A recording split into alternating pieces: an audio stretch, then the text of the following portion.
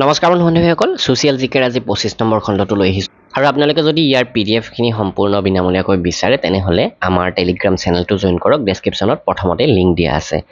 কেলচিফেৰানল হৈছে কোনটো ভিটামিনৰ ৰাসায়নিক নাম কেলচিফেৰানল বা আমি কেলচিফেৰল বুলিও ক'ব পাৰো বা কলিক কেলচিফেৰল বুলিও কেতিয়াবা কোৱা হয় তো সেই ভিটামিনটো হৈছে ভিটামিন ডি কেলচিফেৰল বুলি কোৱা হৈছে অৰ্থাৎ ইয়াৰ ৰাসায়নিক নাম কেলচিফেৰল তো ভিটামিন ডি এটা বিশেষ উৎসৰ পৰা পোৱা যায় সূৰ্যৰ পোহৰৰ পৰা ভিটামিন ডি পোৱা যায় এইটো মনত ৰাখিব প্ৰশ্ন হ'ব পাৰে চকুৰ কোনটো অংশ চকু দান কৰিবলৈ দান কৰা হয় বা চকু দান কৰা সময়ত চকুৰ মাথো এটা অংশহে দান কৰা হয় সেই অংশটো কি তো সেই অংশটো হৈছে কৰ্নিয়া কোনটো ভিটামিনত কোবাল্ট থাকে কোবাল্ট থকা ভিটামিনটো হৈছে ভিটামিন B12 তো এই কাৰণে ভিটামিন B12ৰ যেটো কেমিক্যাল নেম হেইটোৰ নাম হৈছে কোবালামিন বুলি কোৱা হয় ভিটামিন B12 হক তো প্ৰতিটো ভিটামিনৰে কেমিক্যাল নেম আছে তাৰে যিমানখিনি প্ৰশ্ন হয় হেইমতে আপোনালোকক কৈ থাকিম কোষৰ পাৱাৰ হাউস বুলি কাক কোৱা হয় কোষৰ পাৱাৰ হাউস বুলি কাক কোৱা হয় হেতু যথেষ্ট ইম্পৰ্টেন্ট পইণ্ট মাইটোকন্ড্ৰিয়াক কোষৰ পাৱাৰ হাউস বুলি কোৱা হয় power house of a cell next প্ৰশ্নটো হৈছে আমাৰ শৰীৰৰ কোন অংশত লোহিত ৰক্তকণিকা গঠন হয় লোহিত ৰক্তকণিকা অৰ্থাৎ red blood cell তো এই red blood cell আমাৰ শৰীৰৰ কোনটো অংশত গঠন হয় হাড়ৰ মজ্জা বা বোন মেৰু অংশত এই red blood cell RBC গঠন হয়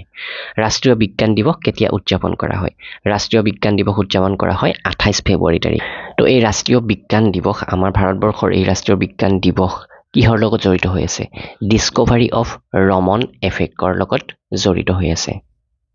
তো ৰমন এফেক্ট কোনে ডিসকভাৰ কৰিছিলে স্যাৰ সিভি ৰমনে 28 ফেব্ৰুৱাৰী 1928 চনত এই ৰমন এফেক্টটো ডিসকভাৰ কৰিছিলে আৰু এই ৰমন এফেক্টৰ আৱিষ্কাৰৰ বাবে তেওঁ 1930 চনত নোবেল বঁটা লাভ কৰিছিলে ফিজিক্সৰ নোবেল বঁটা লাভ কৰিছিলে সিভি ৰমনে 1930 চনত ৰমন এফেক্ট আৱিষ্কাৰৰ বাবে নেক্সট ৰক্তচাপ জোখাৰ বাবে কোনটো সঁজুলি ব্যৱহাৰ কৰা হয় ৰক্তচাপ ব্লাড প্ৰেছাৰ জোখাৰ বাবে যেটো সঁজুলি ব্যৱহাৰ কৰা হয় হেতু কোৱা হয় স্ফাইগমোমেনোমিটাৰ নেক্সট কম্পিউটাৰ এটাৰ স্থায়ী মেমৰি বুলি কোনটো কোৱা হয় বা কাক কোৱা হয় কম্পিউটাৰৰ ক্ষেত্ৰত এটা স্থায়ী মেমৰি বা পাৰ্মানেন্ট মেমৰি হৈছে ROM বা ৰিড অনলি মেমৰি এটো স্থায়ী মেমৰি কোন অধিৱেশনত কংগ্ৰেছক উদাৰবাদী আৰু উগ্ৰপন্থী বুলি দুটা দলত বিভক্ত কৰা হৈছিল উদাৰবাদী বা লিবাৰেল আৰু উগ্ৰপন্থী বা এক্সট্ৰিমিষ্ট এই দুটা ভাগত বিভক্ত হৈ গৈছিল এটা অধিৱেশনত কংগ্ৰেছ দল সেই অধিৱেশনটো হৈছে 1907 চনৰ সুৰাট অধিৱেশন 1907 চনৰ সুৰাটৰ যি কংগ্ৰেছৰ অধিৱেশন হৈছিল সেই অধিৱেশনত কংগ্ৰেছ দুটা ভাগত বিভক্ত হৈ গৈছিল তানজোৰৰ বৃহদেশ্বৰ মন্দিৰ কোনে নিৰ্মাণ কৰিছিলে তো বৃহদেশ্বৰ মন্দিৰ ক'ত আছে তানজোৰত আছে হেতু এটা পইণ্ট হৈ গল আৰু এই মন্দিৰটো নিৰ্মাণ কৰিছিলে ৰাজা চোলা এক এইগৰাকী শাসকে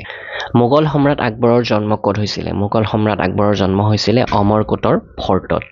তো এটা প্ৰশ্ন আহিছিলে SSC ৰেলৱে এক্সামত 2014 ফুটবল বিশ্বকাপ কোনখন দেশত অনুষ্ঠিত হৈছিল চাওক ফুটবল বিশ্বকাপ কোন চনত বা কোনখন দেশত এইবিলাক জনাটো আপোনালোকে প্ৰয়োজন ঠিক তেনেকৈ এইবাৰ যি অলিম্পিক হৈছে সেইবিলাকৰ ওপৰতো প্ৰশ্ন আহে তো 2014 চনৰ যি ফিফা ৱৰ্ল্ড কাপ হেয়া ব্ৰাজিলত অনুষ্ঠিত হৈছিল এতিয়া হেহতিয়াকৈ 2022 চনত ফিফা ৱৰ্ল্ড কাপ অনুষ্ঠিত হৈ গৈছে তো এই ৱৰ্ল্ড কাপ ক'ত অনুষ্ঠিত হৈছিল 2022 চনৰখন তো 2022 চনত কাটাৰত অনুষ্ঠিত হৈ গৈছে এই ফিফা ৱৰ্ল্ড কাপ আৰু 2022 চনৰ উইনাৰ কোন বা চেম্পিয়ন কোন হৈছে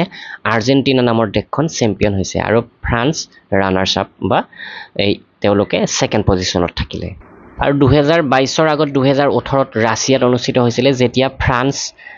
চেম্পিয়ন হৈছিল তাৰে আগত 2014 চনত ব্ৰাজিলত যি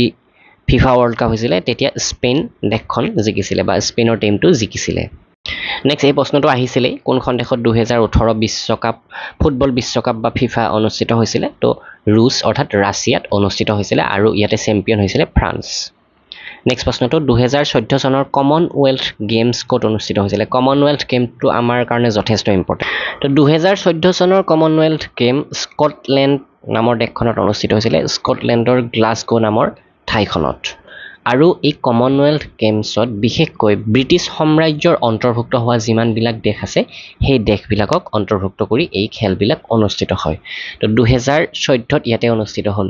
2018 চনত অনুষ্ঠিত হৈছিলে অষ্ট্ৰেলিয়াৰ গোল্ড কোষ্টত অনুষ্ঠিত হৈছিলে আৰু 2022 চনত শেহতীয়াকৈ ইংলেণ্ডৰ বাৰ্মিংহামত এই কমনৱেলথ গেমছ অনুষ্ঠিত হৈ গৈছে নেক্সট কমনৱেলথ কেতিয়া হ'ব 2026 চনত হ'ব নেক্সট প্ৰশ্নটো 2015 ক্ৰিকেট বিশ্বকাপ কোন অনুষ্ঠিত হৈছে প্ৰশ্নবিলাক আগৰ হয় কিন্তু শেহতীয়া যি প্ৰশ্ন হ'ব পাৰে সেইবিলাকো মই আপোনালোকক কৈ গৈ আছো তো সেইকাৰণে আপোনালোকে সেশনটো মন দি শুনি যাব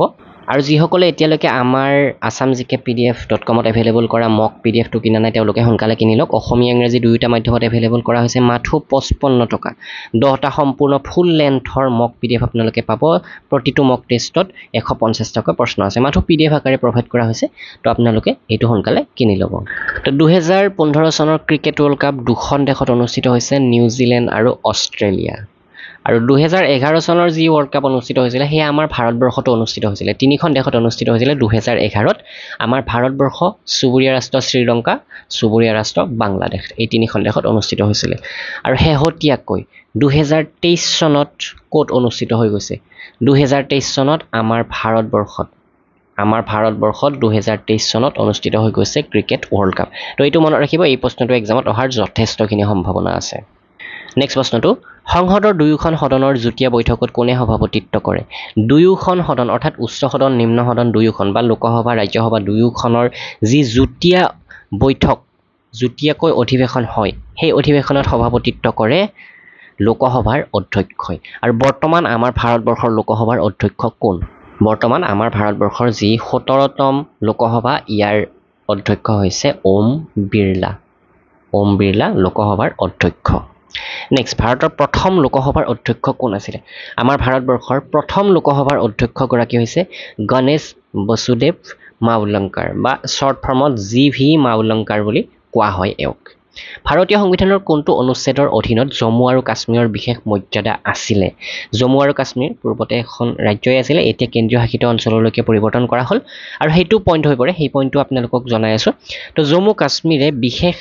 মৰ্যাদা পাইছিলে আমাৰ সংবিধানৰ এটা অনুচ্ছেদ অনুসৰি সেই অনুচ্ছেদটো হৈছে অনুচ্ছেদ নম্বৰ 370 আৰু কোন তাৰিখে জম্মু কাশ্মীৰক কেন্দ্ৰীয় শাসিত অঞ্চললৈকে পৰিৱৰ্তন কৰা হৈছে কেন্দ্ৰীয় শাসিত অঞ্চল বা ইউনিয়ন টেৰিটৰীলৈকে পৰিৱৰ্তন কৰা হৈছে 31 অক্টোবৰ 2019 তাৰিখে মনত ৰাখিব তাৰিখটো ডাইৰেক্টলি এক্সামত অলৰেডি বহুকেইটা এক্সামত আহিছে এছএছচি ৰেলৱে তেনেকুৱা আমাৰ অসমৰ এক্সামতো আহি যাব পাৰে 31 অক্টোবৰ 2019 তাৰিখে জম্মু কাশ্মীৰক ইউনিয়ন টেৰিটৰীলৈকে পৰিৱৰ্তন কৰা হৈছে নেক্সট কোনে সিদ্ধান্ত লয় যে বিধেয়কখন বিধেয়ক হয় নে নহয় এখন বিধেয়ক হ'ব নে নহ'ব সেই সিদ্ধান্ত কোনে লয় তো সেই সিদ্ধান্ত লয় লোকসভাৰ অধ্যক্ষই নেক্সট পৃথিৱীৰ আটাইতকৈ ডাঙৰ মহাদেশ কোনখন যথেষ্ট ইজি প্ৰশ্ন পৃথিৱীৰ আটাইতকৈ ডাঙৰ মহাদেশখন হৈছে এছিয়া আৰু আটাইতকৈ সৰু মহাদেশ কোনখন অষ্ট্ৰেলিয়া তো গ্ৰেড 4 এক্সামত এনেকুৱা প্ৰশ্ন আহি যাব পাৰে হায়দৰাবাদ কোনখন নদীৰ পাৰত অৱস্থিত চাওক বিভিন্ন চহৰৰ নাম আহি যায় এই চহৰ কোনখন নদীৰ পাৰত তেনেকুৱা ধৰণৰ প্ৰশ্ন আহে তো হায়দৰাবাদ নামৰ যিখন চহৰ আছে সেই চহৰখন মুচি নামৰ নদীৰ পাৰত অৱস্থিত আমাৰ অসমৰ এক্সামৰ কাৰণে ইম্পৰ্টেণ্ট হয় ডিব্ৰুগড় চহৰ কোনটো নদীৰ পাৰত অৱস্থিত গুৱাহাটী চহৰ কোনটো নদীৰ পাৰত অৱস্থিত তেনেকুৱা প্ৰশ্ন আহি যায় তো ঠিক তেনেকৈ দুখনমান অন্যান্য চহৰৰ কথা কৈ দিওঁ দিল্লী কোনটো নদীৰ পাৰত অৱস্থিত দিল্লী চহৰখন বিশেষকৈ যমুনা নদীৰ পাৰত অৱস্থিত কলিকতা চহৰখন কোনটো নদীৰ পাৰত অৱস্থিত কলিকতা চহৰখন হুগলী নদীৰ পাৰত অৱস্থিত আমাৰ গুৱাহাটীৰ কথা ক'লোৱেই ঠিক তেনেকৈ কানপুৰ নামৰ চহৰখন অৱস্থিত গংগা নদীৰ পাৰত পাটনা নামৰ চহৰখন যিখন বিহাৰৰ ৰাজধানী হয় বিহাৰৰ পাটনা চহৰখন গংগা নদীৰ পাৰতেই অৱস্থিত নেক্সট প্ৰশ্নটো বিশ্বৰ সৰ্ববৃহৎ ৰূপ উৎপাদক কোন চিলভাৰৰ উৎপাদক কোন মেক্সিকো তো তেনেকৈ বিশ্বৰ সৰ্বাধিক সোণ উৎপাদক দেশ কোন তো আটাইতকৈ বেছি সোণৰ উৎপাদন কৰে চীনে অঞ্চল অনুসৰি পৃথিৱীৰ আটাইতকৈ সৰু দেশ কোনখন সৰু দেশ কৈছে ইয়াতে মহাদেশ কোৱা নাই ইয়াৰ আগৰ প্ৰশ্নটোত মহাদেশৰ কথা আপোনালোকক ক'লো অঞ্চল অনুসৰি আটাইতকৈ সৰু দেশখন হৈছে ভেটিকান চিটি এই ভেটিকান চিটিত মাথো 44 হেক্টৰ এৰিয়া আছে আৰু 2023 চনৰ জুন মাহৰ তথ্য অনুসৰি ইয়াতে মাথো 764 গৰাকী বাসিন্দা আছে আৰু ইয়াৰ কাৰেন্সি কি ইয়াৰ কাৰেন্সি হৈছে ইউৰো নেক্সট প্ৰশ্নটো যথেষ্ট ইম্পৰ্টেণ্ট, প্ৰায় এক্সামত ৰিপিট হৈ থাকে। সুৱেজ খালে কোন দুটা সাগৰ সংযোগ কৰে? সুৱেজ খাল বা সুৱেজ কেনেলে কোন দুটা সাগৰ সংযোগ কৰে? ভূমধ্য সাগৰ আৰু লোহিত সাগৰ। ভূমধ্য সাগৰ অৰ্থাৎ মেডিটেৰেনিয়ান চি আৰু ৰেড চি, এই দুটা সাগৰক কানেক্ট কৰে। পানামা খালে কোন দুটা মহাসাগৰ সংযোগ কৰে? পানামা কেনেলে মহাসাগৰ, প্ৰশান্ত মহাসাগৰ আৰু উত্তৰ আটলান্টিক মহাসাগৰক সংযোগ কৰে। ভাৰতৰ এক ফেডাৰেল অঞ্চল দাদৰা আৰু নগৰ হাভেলীৰ ৰাজধানী কি? ফেডাৰেল অঞ্চল বা ইউনিয়ন টেৰিটৰী বুলি আমি ক'ব পাৰোঁ। দাদৰা আৰু নগৰ হাভেলীৰ ৰাজধানী হৈছে চিলভাছা। তো এতিয়া প্ৰশ্ন এটা হ'ব পাৰে যে আমাৰ ভাৰতবৰ্ষত বৰ্তমান কিমানখন ইউনিয়ন টেৰিটৰী আছে? তো মুঠ 8খন ইউনিয়ন টেৰিটৰী আছে আমাৰ ভাৰতবৰ্ষত। আৰু এই প্ৰশ্নটোত যি দাদৰা আৰু নগৰ হাভেলী এই কথা কোৱা হৈছে, বৰ্তমান দাদৰা আৰু নগৰ হাভেলী অকণমান দীঘলীয়া নাম হৈ গৈছে, কাৰণ দাদৰা আৰু নগৰ হাভেলী আৰু পূৰ্বৰ দমন আৰু দিউ একেলগে এখন কৰা হ'ল। Dadra and Nagar Haveli and Daman and দিউ বৰ্তমান এখন কেন্দ্ৰীয় শাসিত অঞ্চল। পূৰ্বতে 2খন আছিলে, এতিয়া এখন হৈ পৰিছে। আৰু শেহতীয়া যি দুখন নতুন কেন্দ্ৰীয় শাসিত অঞ্চল, সেই দুখন হৈছে লাডাখ 1 নম্বৰতে আৰু 2 নম্বৰতে জম্মু এণ্ড কাশ্মীৰ। এই দুখন শেহতীয়া 2019ত। অলৰেডি ইয়াৰ আগৰ প্ৰশ্ন এটাত মই এই তথ্যখিনি আপোনালোকক জনাইছোঁ। তো এইখিনি আছিলে আজিৰ ছেশ্যনটোত আপোনালোকক দিবলগীয়া প্ৰশ্ন উত্তৰ। নিশ্চয় ভিডিঅ'টো লাইক কৰিব, শ্বেয়াৰ কৰিব। ধন্যবাদ।